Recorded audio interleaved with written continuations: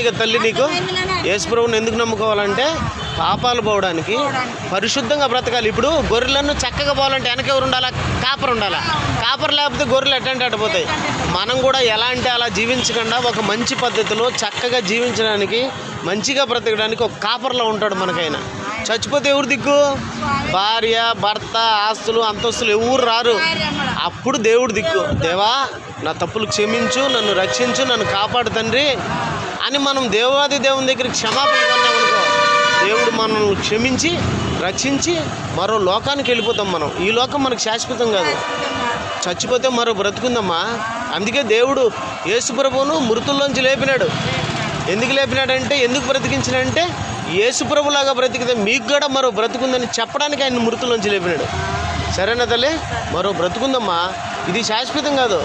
ఈ చిన్ని జీవితాన్ని దేవుడి కొరకు ఇస్తే దేవుడు పెద్ద జీవితం ఇస్తాడు.